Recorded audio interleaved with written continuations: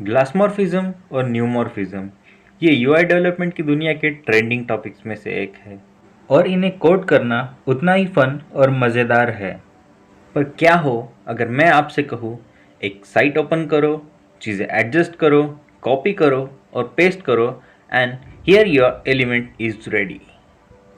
It sounds amazing, right?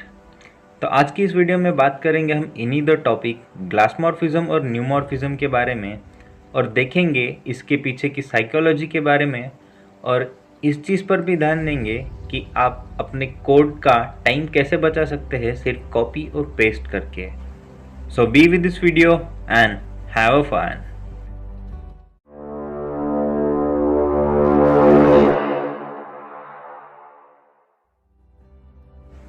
ग्लासमॉर्फिज्म और neumorphism ये terms भले ही आपको बायोलॉजी के पॉलीमॉर्फिज्म और मॉर्फोलॉजी जैसे सुनाई देते हैं, पर ना, ये दोनों टर्म्स यूज़र इंटरफेस डिज़ाइन के टाइप्स में से ही एक है। तो चलिए पहले बात करते हैं ग्लासमॉर्फिक डिज़ाइन के बारे में, देखते हैं क्या डिफरेंसेस है और कैसे ये यूज़र एक्सपीरियंस पे इम्पैक्ट करता है। एज ए नेम सजेस्ट, इसमें आपका पूरा यूआई एक ग्लास की तरह डिज़ाइन किया जाता है। मतलब मेनली फोकस इस बात पे होता है कि आपको एक ग्लासी चीज़ इस्तेमाल किए जैसा एक्सपीरियंस मिले। तो चलिए देखते हैं how it's done and how its impact on a user response. Normally अगर ग्लास के लुक को डिस्क्राइब करना चाहे तो कुछ प्रॉपर्टीज़ हमारे सामने आती है: reflection, transparency and some amount of blurry back view. Now let's compare them both and see the differences. ये अपना नॉर्मल वाला कार्ड है, एकदम सॉलिड कलर में, जो कि 0% ट्रांसपेरेंसी और नो रिफ्लेक्शन के साथ एकदम काफ़ी नॉर्मल सा है, जो हमारे रेगुलर वेबसाइट्स में यूज़ किया जाता है। और यही साइड में हमारा ग्लासमॉर्फिक कार्ड है, थोड़ी सी transparency, minimalistic blur back view और ब्यूटीफुल सा वाइट रिफ्लेक्शन के साथ। So now you can imagine the difference जो आपके इंटरफेस और एक्सपीरियंस में आने वाला है। यहाँ पे कुछ डिज़ाइंस हैं जिन्होंने ग्लासमॉर्फिज्म का बड़ी ही खूबसूरती से इस्तेमाल करके बड़े ही कमाल के यूआई डिज़ाइन किए हैं। तो चलिए आगे बढ़ते हैं और देखते हैं न्यूमॉर्फिक डिज़ाइंस के बारे में। The word neumorphism then splits up into two new words, new and skeuomorphism. Actually ये स्क्यूमॉर्फिक डिज़ाइन तब मार्केट में ट्रेंड हुई थी जब एप्पल ने अपने यूआई में, अपने ऐप्स के आइकॉन में स्क्यूमॉर्फिक डिज़ाइन का यूज़ किया था।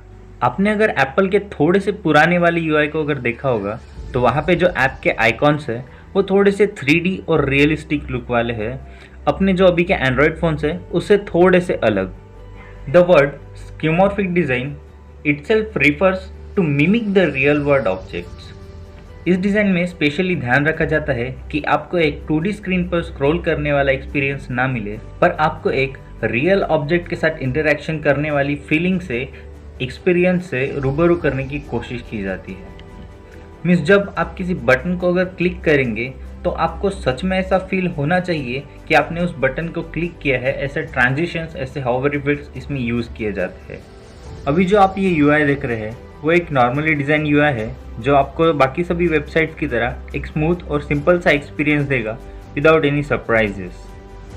लेकिन अब जो यूआई आप देख रहे हैं उसमें न्यूमॉर्फिज्म का बड़ी खूबसूरती से इस्तेमाल किया गया है और आपको लगेगा ही नहीं कि आप किसी 2D स्क्रीन के साथ वर्क कर रहे हैं, और ये आपको एक अमेजिंग सा रियल ऑब्जेक्ट वाला एक्सपीरियंस देने के लिए काफ़ी है।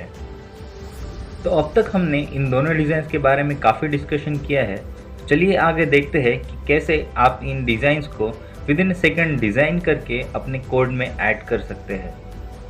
सो हे गाइस, इस वक्त मैं अपने कोड एडिटर में हूँ और ये हमारा HTML और CSS फाइल है और मैंने यहाँ पे एक बस सिंपल सा कार्ड डिज़ाइन किया है नॉर्मल तरीके से। जैसा आप देख सकते हैं कि ये नॉर्मल सा कार्ड है जिसको आगे जाके हमें ग्लासमॉर्फिज्म से डिज़ाइन करना है। तो आपको सिंपली करना क्या है कि आपको glassmorphism.com इस वेबसाइट पे आना है, जिसमें सामने आपको ऐसा इंटरफेस मिलेगा और आप बस कुछ चीज़ें एडजस्ट करके अपने ग्लासमॉर्फिज्म के कार्ड को या फिर किसी एलिमेंट को डिज़ाइन कर सकते हैं। तो यहाँ देखिए कि जैसे जैसे मैं ब्लर वैल्यू को एडजस्ट कर रहा हूँ, यहाँ पे कोड में कुछ चेंजेस हो रहे हैं और इस कार्ड पे भी वो वैल्यूज़ रिफ्लेक्ट कर रही है। तो इसी तरह आप यहाँ पे ट्रांसपेरेंसी के भी वैल्यूज़ को एडजस्ट कर सकते हैं और आपको कार्ड कितना ट्रांसपेरेंट चाहिए इसकी वैल्यू आप अपने हिसाब से सेट कर सकते हैं। यहाँ पे और एक ऑप्शन है शो आउटलाइन करके, जो आपके कार्ड में एक पतली सी वाइट बॉर्डर लगा देता है और इसके बाद में आपको बस इस CSS को कॉपी कर लेना है और अपने कोड में पेस्ट करना है। तो चलते हैं अपने कोड एडिटर में और इसे वहाँ पेस्ट करते हैं।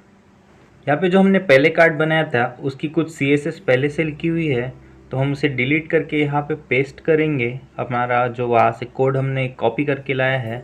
और उसके बाद हम देखेंगे ब्राउज़र में कि हमारा कैसे ग्लासमॉर्फिज्म वाला कार्ड बना है।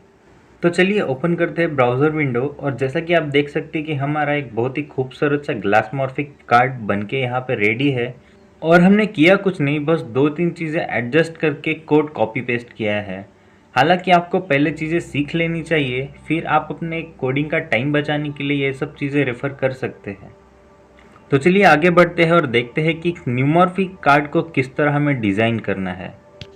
तो अभी जो आप कार्ड स्क्रीन पर देख रहे हैं वो हमारा पुराना वाला ही कार्ड है, जिसका मैंने बैकग्राउंड कलर और कलर चेंज किया है, बाकी सब सेम ही है।